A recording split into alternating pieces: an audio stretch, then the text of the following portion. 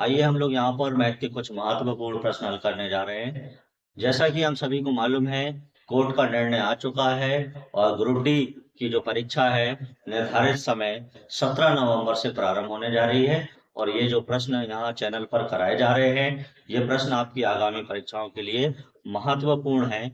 इसलिए देखते हैं सबसे पहला प्रश्न क्या कह रहा है। पहला प्रश्न कह रहा है, दो संख्याओं के घनों का अंतर 999 है।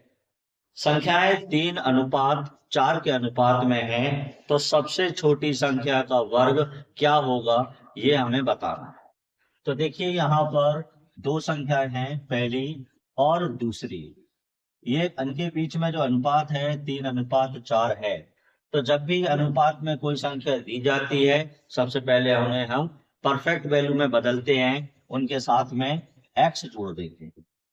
अब हमसे कहा जा रहा है इन संख्याओं के घन। घन का मतलब 3x और इसका घन। अंतर कह रहा है तो 4x और इसका भी घन। मतलब दोनों संख्याओं के घनों का अंतर हमें दे रहा है। अंतर मतलब माइनस 999 ये दे रहा है। तो अगर हम यहाँ पर देखें, 3 का घन हो जाएगा 27 और x का घन यही का यही रहेगा, माइनस 4 का घन हो जाएगा 64 और x का घन ही बना रहेगा 999। अब स्टूडेंट्स हम इसे यहाँ पर घटाएंगे, तो घटाने पर हमारे पास देखिए यहाँ पर 64 माइनस 27 करेंगे तो ये 7 आ गया, और यहाँ पर ये हो गया, सॉरी यहाँ पर जो है हमें 64 माइनस 27 करना है, तो ये 7 हो गया। 5 में से यहाँ पर 2 जाएगा 3, मतलब आ गया 37 एक्स क्यूब बराबर 999। एक्स क्यूब को यही रखेंगे, 37 गुणा में या भाग में हो जाएगा 999 बटे 37। अब स्टूडेंट जब हम इसे यहाँ पर कैंसिल करेंगे तो ये 27 बार कैंसिल हो जाएगा। यहाँ घन है, इसका मतलब ये घन किसका हो गया, 3। मतलब x की वैल्यू आ गई है 3। और अब हमसे पूछ रहा है छोटी संख्या, तो छोटी संख्या ये है, मतलब x का मान यहाँ रखेंगे तो 3 तक का हो गया 9। छोटी संख्या आ गई 9, और हमसे पूछ रहा था कि छोटी संख्या का वर्ग क्या होगा। तो 9 का वर्ग हमें मालूम है, 9 का वर्ग होता है 81। इसलिए इस प्रश्न का उत्तर हो जाएगा 81, विकल्प बी। आइए देखते हैं अगला प्रश्न क्या कह रहा है। अगला प्रश्न कह रहा है, दो संख्याओं का अनुपात 1:5 हो और उनका गुणनफल 320 है, तो दोनों संख्याओं के वर्गों के बीच का अंतर क्या होगा। तो वही तरीका है स्टूडेंट्स, पहली संख्या और दूसरी संख्या, इनके बीच का अनुपात दिया गया है 1:5। अनुपात को परफेक्ट में बदलेंगे, जैसा कि दोनों के साथ में x करेंगे, ये हो गया, इसका x का x हो जाएगा, ये हो जाएगा 5x। अब हमसे कह रहा है इन संख्याओं के गुणनफल, मतलब x गुणा 5x, ये गुणनफल हमें दिया गया है 320। तो स्टूडेंट्स ये हो जाएगा 5x² बराबर, और ये हो जाएगा आपका 320। x² यही रहेगा 320, और ये 5 जो है गुणा में तो भाग में आ जाएगा, तो ये हो जाएगा, कैंसिल हो जाएगा यहाँ पर, 5 6 30 और 5 चौके 20। मतलब यहाँ स्क्वायर है, यहाँ रूट आ जाएगा, तो ये हो गया 64, और 64 जो है वो 8 का वर्ग है। अब हमसे कहा जा रहा है कि जो भी संख्याएं हैं उन दोनों का वर्ग और उनका अंतर निकालना है। तो चलिए हम देखते हैं संख्याएं क्या हैं। x की वैल्यू रखेंगे, तो पहली संख्या तो आ गई x, 8 आ गई, और इनका वर्ग करना है तो वर्ग लगा दिया, और अंतर करना है। दूसरी संख्या 8×40, 40 का इनका भी वर्ग करना है, ये हो गया यहाँ पर 64। 40 का वर्ग हो जाएगा 1600, और जब हम स्टूडेंट्स इसे यहाँ पर घटाएंगे तो आ जाएगा 1536, जो कि इस प्रश्न का उत्तर होगा। आइए स्टूडेंट देखते हैं अगला प्रश्न क्या।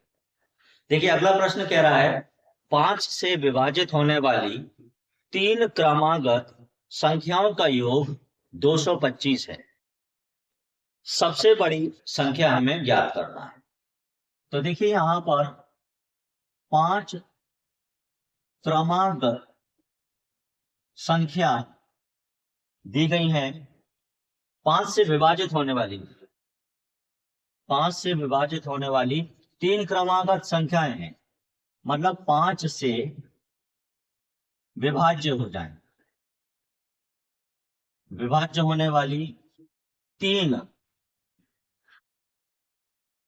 क्रमागत संख्याएं हैं। 5 से विभाज्य होने वाली 3 लगातार संख्याएं हैं हमारे पास, और इनका योग दिया जा रहा है 225। अगर हम 3 क्रमागत सम संख्याएं हैं, लगातार 3 क्रमागत संख्याएं हैं, अगर हम 3 से यहां भाग लगा दें तो हमें बीच की संख्या मिल जाएगी। मतलब 3 सत्ते 21 और 3 पंचे 15, मतलब बीच की एक संख्या तो आ गई है जो 5 से विभाज्य है और लगातार है। तो 75 के बाद जो संख्या आएगी वो आने वाली है 80, जो कि 5 से विभाज्य। और 75 से पहले अगर हम देखें तो हमारे पास 70 एक ऐसी संख्या है, ये भी किससे विभाज्य है? 5 से। तो लगातार 3 संख्याएं हमारे पास आ गई हैं जो कि 5 से विभाज्य है। तो पहली जे है, दूसरी जे है, तीसरी जे है, और हमसे पूछ रहा है बड़ी संख्या कौन सी होगी। तो जाहिर सी बात है बड़ी संख्या होगी 80, जो कि इस प्रश्न का उत्तर हो जाएगा विकल्प डी।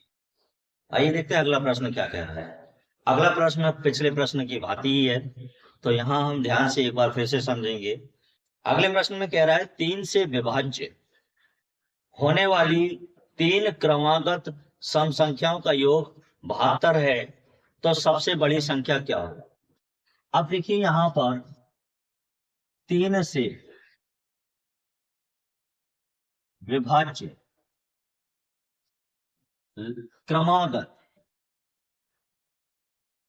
क्रमागत 3 संख्या का योग हमें दिया गया है 72। तो 3 क्रमागत हैं, जितनी भी क्रमागत सम संख्याएं, जितनी भी क्रमागत संख्या होती हैं, चाहे 3 हो, चाहे 4 हो, चाहे 5 हो, उनसे भाग लगाकर बीच की संख्या ज्ञात कर लेते हैं। तो यहां पर 3 क्रमागत सम संख्याएं, 3 क्रमागत संख्याएं हैं, तो योग में 3 से हम भाग देंगे तो बीच की या मध्य की संख्या हमें प्राप्त हो जाएगी। तो देखिए 3 दूनी 6 हो गया, और यहां पर 3 चौके 12 हो गए, मतलब मध्य की संख्या आ गई है 24। अब 3 लगातार संख्याएं हैं जो कि 3 से विभाज्य हैं। 3 के पहाड़े में आपका 24 भी आता है। अब लगातार है तो 24 के बाद ऐसी संख्या कौन सी होगी जो 3 से कैंसिल हो जाएगी। तो 24 के बाद यहां पर हो जाएगी 1 तो 27, और लगातार 3 है, इससे पहले कौन सी रही होगी 21, 3 सत्ते 21, 3 अट्ठे 24, 3 नाम 27। ये तीनों संख्याएं लगातार हैं और 3 से विभाज्य हैं। हमसे पूछा जा रहा है सबसे बड़ी संख्या क्या होगी, तो यहाँ पर सबसे बड़ी संख्या हो गई 27, जो कि इस प्रश्न का उत्तर हो जाएगा विकल्प बी।